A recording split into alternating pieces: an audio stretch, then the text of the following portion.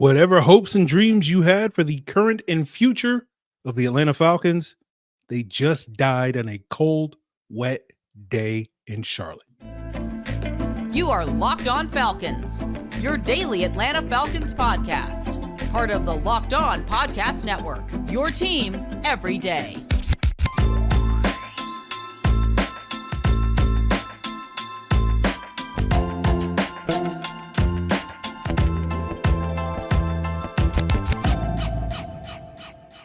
Welcome back, everyone, to another illustrious episode of the Locked On Falcons podcast, your daily Atlanta Falcons podcast, part of Locked On Sports Atlanta, your team every day. And today's episode is brought to you by LinkedIn Jobs. They're going to help you find the qualified candidates that you want to talk to faster.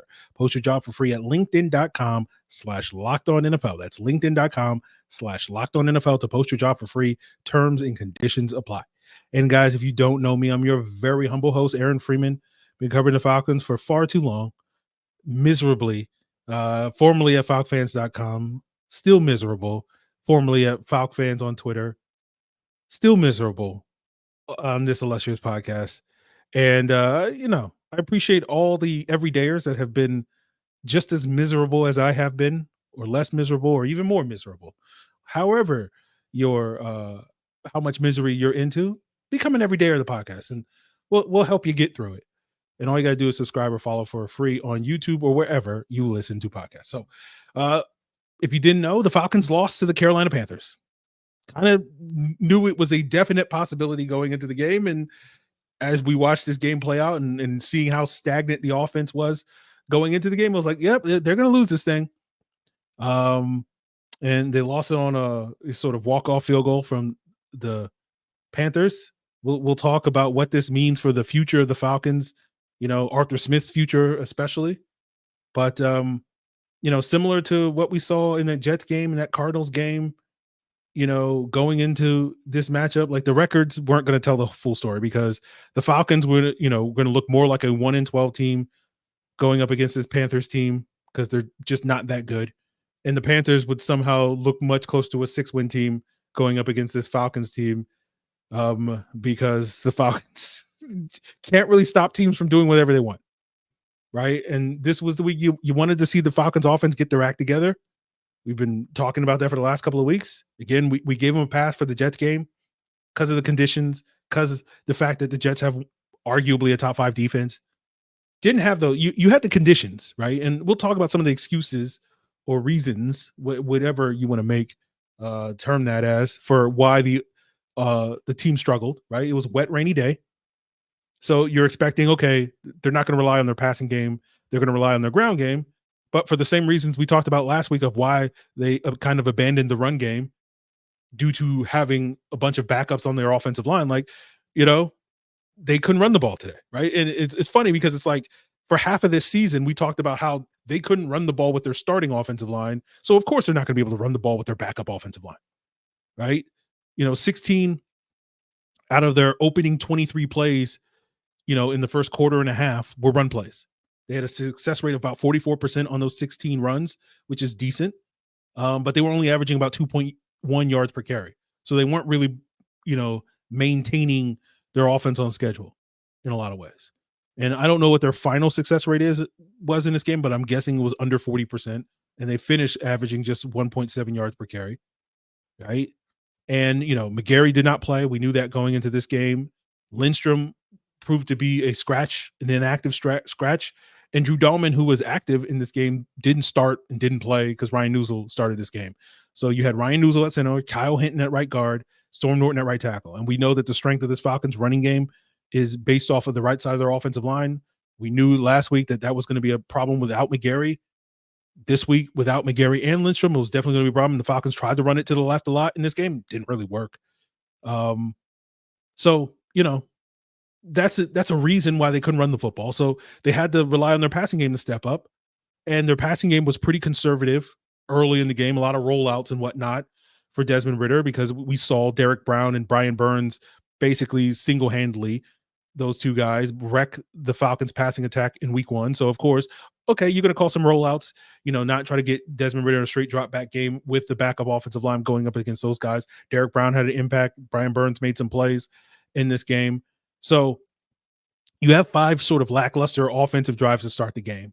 And then midway through the second quarter, you dial up a tight end leak, tight end throwback to Jonnu Smith. You get 56 yards. That sets up the first score of the game on a sort of touch pass to Cordero Patterson on a 2-yard score. So the Falcons are finally on the board. And you're like, okay, they got something going. Of course, the defense gives up some points at the end of the half. So it's 7-3 going into halftime. And I'm sitting here wondering, okay, which version of the Falcons offense are we going to get in the second half? Are we going to get that version that was able to score on that one drive? Or are we going to get the version that was barely able to really move the ball on the 5 previous series? And my guess was we were going to get that inept version of the Falcons offense in the second half. And, once again, the prophet was prophesizing again. And, they didn't really have a lot of excuses or reasons for why they struggled offensively in the second half, right? Their opening drive, they get to a 3rd and 8, and they ran it to Bijan Robinson. And I'm sitting here as someone who's been defending Arthur Smith's play calling all year long. I'm just going like, I don't get that one, right? Like, you just running it to punt the ball so you can play the field position game, right? Because like maybe you run it if you're intent on going for it on 4th down, right? It's 3rd and 8. You run, you get a couple of yards, you go for it. 4th down, you're at Carolina's 43 at that point, so it's not really a field goal situation. It's not really an ideal punt situation. So I could understand it, but you were so bad on that 3rd down drive that you basically are like, nope, we're not going to go for it on 4th and 8 because we didn't get any yards. And so we're just going to punt it. So it's just like, okay, all right, I guess. And then the next time you get the ball, it's 3rd and 10, and you give the ball right back to Bijan Robinson. And guess what he does? He does the thing that he's done too often this year, coughs up the football, right? And he coughs it up deep in Falcons territory, and Carolina is able to get 3 points. Fortunately, only able to get 3 points off of that. But we saw this against Houston. We saw this against Minnesota, right? These second half fumbles by Bijan that completely changed the momentum of the game and put the Falcons on the back foot. And then, of course, on the ensuing drive, we didn't get a Taylor Heineke throwing a pick on the first pass. At least Desmond Ridder saved it to the very end of the drive when the Falcons had marched all the way down the field, converting 3 third downs, getting down inside the red zone, and Ridder rolling to his left, throws a pick to, I don't know he wasn't throwing to a Falcon. Maybe if you're saying maybe he's throwing it to CP in the end zone. Well, there's like 3 Panthers in front of CP. Why are you throwing it to him? You got Drake London next to those 3 Panthers wide open. Apparently you don't see him. Kyle Pitts is covered. And if you're throwing it to Kyle Pitts, you throw it like 4 feet behind Kyle Pitts. So it's like, who are you throwing the ball to, my guy? So you get this turnover, and of course, Carolina starts out at their 5-yard line. They go down the field. They convert 3 third downs. Their third down conversion winds up being the critical one at the 8-yard line, and they force the Falcons to kind of bleed off. Falcons are out of timeouts at that point, and they just take 3 knees, and they get that walk-off field goal from Eddie Pinheiro, right? Eddie Pinheiro was the not the hero. He was the villain last year in that overtime loss. Carolina had no business losing. And of course, we got a rainy game on the Thursday night where Marcus Mariota wanted to do stuff. And as Jarvis Davis pointed out on the Locked On Falcons postcast, Desmond Ridder decided to do his best Marcus Mariota impression on a similar wet day in Carolina this year. So that was fun. So whether you want to blame Desmond Ridder, whether you want to blame Bijan, whether you want to blame Arthur Smith, hell, you can even blame the turf at MetLife, right? That's what I'm going to go with. You pick whatever thing you want to blame for the Falcons. I'm picking the turf at MetLife. That our season was ruined by the turf at MetLife. That all of a sudden we were healthy, and then we lost like 5 starters to that turf monster, and it completely ruined all momentum that we had coming out of the bye week. That's what I'm going to blame the season on. Not Arthur Smith, not Desmond Ridder, not Bijan fumbling, not the defensive collapse. I'm blaming the turf monster at MetLife Stadium. Fortunately, when we play the Giants next year, it's in Mercedes-Benz Stadium, but I guess that's unfortunate because I feel like the Giants-Falcons matchup is always the road team wins, so chalk that up as a loss. Sorry, I'm already on my doom and gloom next year. So we'll keep the conversation in 2023. I have no more words on the offense. They stink. Right. Let's talk about the defense. How much blame should they get for their late game collapse? We'll get into all of that, guys, as we continue today's Locked On Falcons. So if you're hiring for your small business, you want to have as many top tier candidates as possible to interview. And that's why you got to check out LinkedIn Jobs. They have the tools. They're going to help you find the right professionals for your team faster and for free. LinkedIn isn't just any old job board. They have a vast network of more than 1 billion professionals, which makes them the best place to hire. Hiring is easy when you have that many qualified candidates. So it's easy. In fact, 86% of small businesses get a qualified candidate within 24 hours. It's why small businesses rank LinkedIn number one in delivering quality hires versus leading competitors. LinkedIn Jobs is going to help you find qualified candidates that you want to talk to faster. Post your job for free at linkedin.com/lockedonnfl. That's linkedin.com/lockedonnfl to post your job for free. Terms and conditions apply. So as we continue today's rapid reaction to the Falcons 9-7 loss to the Carolina Panthers, I do want to plug the Locked On Sports Today 24/7 streaming channel, first of its kind here on YouTube. Locked On is an innovator and an icon. We're coming up with the Locked On Sports Today, getting all the coverage of all the leagues, all the sports, all the national shows, the local experts, all on Locked On Sports Today. And of course, check out Locked On Sports Atlanta's 24/7 streaming channel. If you haven't gotten enough of your Falcons fix, you got to get that Hawks, you got to get that Bulldogs, all that. So a lot of stuff going on around the Atlanta area. So check out Locked On Sports Atlanta's 24/7 streaming channel as well. So let's talk about the defense. And there's some blame merited in defense. They did collapse at the end of the game, right? They should catch some heat. I'm not really mad at the defense. I'm going to be critical of defense. Don't get me wrong, but I'm not mad at the defense. Like, I'm not going to have any lingering resentment over the defense's collapse at the end of this game, right? Maybe I'll rewatch the game tomorrow and then be like, oh man, they screwed it up, right? But I don't think, when you pretty much hold the team to under 10 points, you should be getting too much heat for a loss, right? You shouldn't have to win game 7-6, at this level, right? We just saw like a 3-0 win between the Vikings and Raiders not too long ago. So it happens, but like that ain't sustainable. So, we thought Carolina was going to try to run the football. They've been having a lot of success doing that. And they did. They had a decent amount of success in running for 129 yards in this game. Chuba Hubbard broke off a couple of nice runs in this game. But that late game collapse comes from, the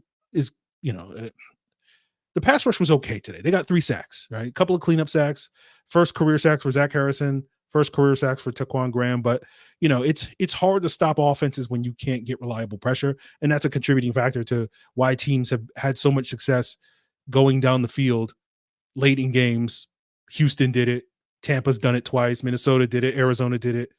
It's not to say that the Falcons pass rush is the worst ever, right? We've seen worse Falcons pass rush. So the pass rush has taken steps this year in comparison to last year.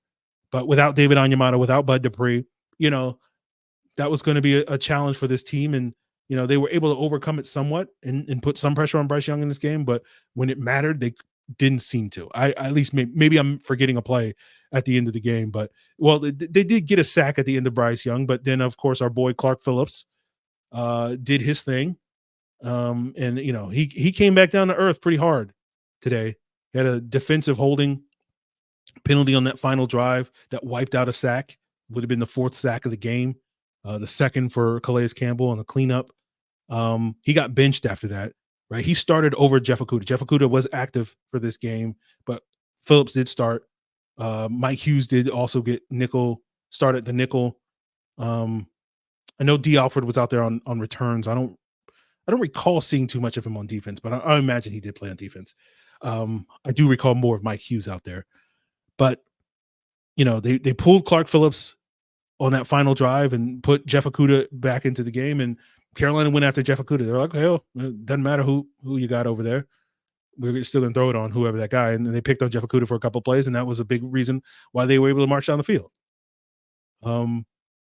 So as I said, we've seen this defense do this all year long for the most part, right? They've gotten stops. They've gotten stops late in games, week 1, week 2, Saints, Jets. Although, I think a lot of that had more to do with Trevor Siemian being bad than, the Falcons defense really doing anything. But, we've seen it pretty consistently since week 5, since that Houston game, that in the final minutes of the 4th quarter, you can't count on this defense to get a stop, which again, I already said I'm done with the offense, but I'm not. That's why, at the end of the day, we need this offense to carry us, right? I'm not mad at defense. I'm critical of defense, but I'm not mad at them, right? they're a competitive unit, right? All year long, I've been like, I don't think they're as good as other people think they are, but they're a competitive unit, right? They are competent, right? Because they will give you 3 good quarters. The offense is only going to give you like 1 good quarter. And most of the time, that's only the fourth quarter at home. Any other place, like, they ain't doing nothing. And so, like, in all those instances, in almost all those instances of those late game defensive collapses, if you want to call it, the offense came up short in critical moments, and we saw that again on Sunday. So we went into the season with higher expectations for this offense than we probably did with the defense. We thought, hey, the defense, if they can just be like the 18th best defense in the league, we'll take that. The expectations for the offense was maybe they'll be in like the top 15. Maybe they'll be an above average offense, like the 13th best offense in the NFL, and they have fallen well short of that. And that's what's causing a lot of the frustration right now, right? And it begs the question of, whose head is going to roll at the end of this year to explain why the offense has been underachieving, and that leads ultimately to fingers being pointed at the head coach, and we'll break that down as we continue today's Locked On Falcons. So the weather might be wet and cold, but the NFL offers at FanDuel stay hot. They will heat you up. They will dry you up in this dire time. FanDuel, of course, is America's #1 sports book. And right now they're offering new customers $150 in bonus bets with a winning $5 money line bet. That's $150 if your team wins. So if you've been thinking about joining FanDuel and getting nice and warm and cozy this winter, there's no better time to get in on the action, whether you want to bet money line, you want to bet spreads, player props, over-unders, and more, whether it's NFL, NBA, NHL, all of that is available at FanDuel.com/lockedon, and you'll stay warm and cozy this winter. FanDuel is an official partner of the NFL. So, of course, tomorrow we'll be back with more content here on Locked On Falcons. I don't really know what I'm going to talk about. I'm sure I'll be griping about something else. I gotta keep my gripes to 30 minutes a day. That's the beauty of this therapy session that is Locked On Falcons. 30 minutes, you get 30 minutes of complaining each and every day, Aaron, or really 25 minutes of complaining each and every day, and you'll get it out of your system, and then you can go about the rest of the day. And the rest of you guys have to like, hey, Aaron, who do I gripe to? Well, you can gripe to me, right? That's where the Locked On Falcons Insiders come from. You get my gripes, all day long. You can send your gripes to me. In addition, you'll get access to the extended all 22 review. And, that drops every single week. You get a crisp, high def, film analysis from myself. The link to join that is in the description below at joinsubtext.com/lockedonfalcons. And you'll get 14 days of free trial. And then after that, it's $4.99 a month. So try it out, see what you like it. If you were high on Clark Phillips, your hopes and dreams came down because we put together a reel of like 40 of his plays from the last 2 weeks, showing good, bad, and all the things in between. But that was also something available for Locked On Falcons Insider. So check that out. But anyway, that being said, the question you all sitting here asking, you're all sitting here saying, right, is Arthur Smith going to get fired? Right? And I don't know the answer. Right, we'll see. Right? The word on the street is, barring a late season collapse, Arthur Smith's job is safe. Well, guess what? If the Falcons are about to undergo a late season collapse, they certainly got the ball rolling today. Right? They are on a roll when it comes to late season collapses with today's loss. So, what happens will depend on these last 3 games. As I say, it's not how you start, it's how you finish. Been saying it all year long. So we'll find out how this team wants to finish this year. But, I've said it's been difficult imagining a scenario where if this team finished with a winning record, Arthur Smith would get axed. And, all year long, it felt like until today, right?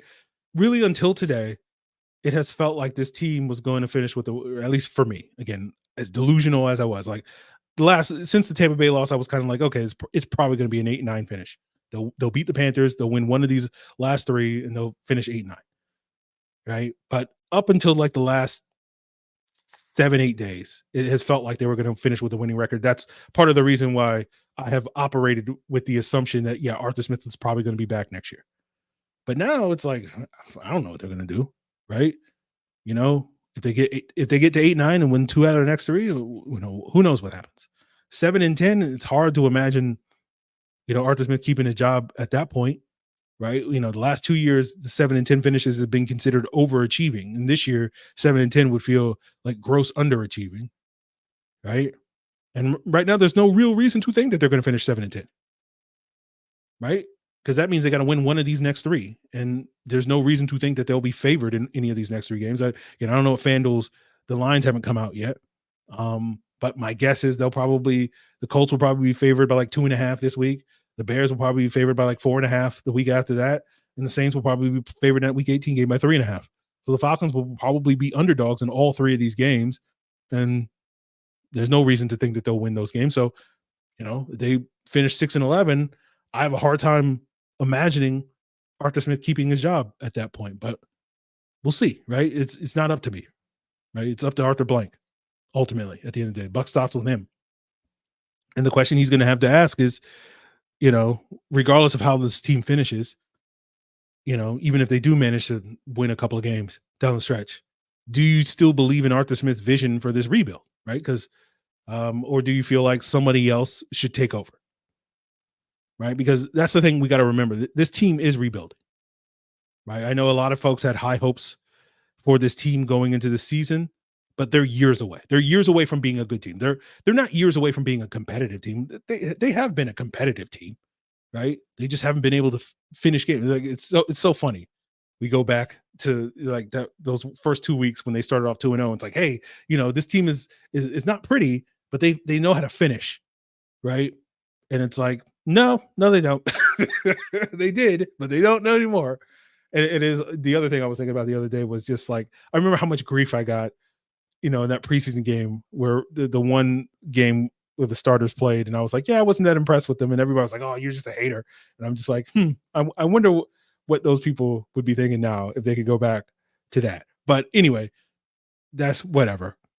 But like this team is rebuilding, right? Like, the whole offseason is going to be, or the next 3 weeks or whatever, everybody's going to die on their heels of like, we just need to get rid of the quarterback.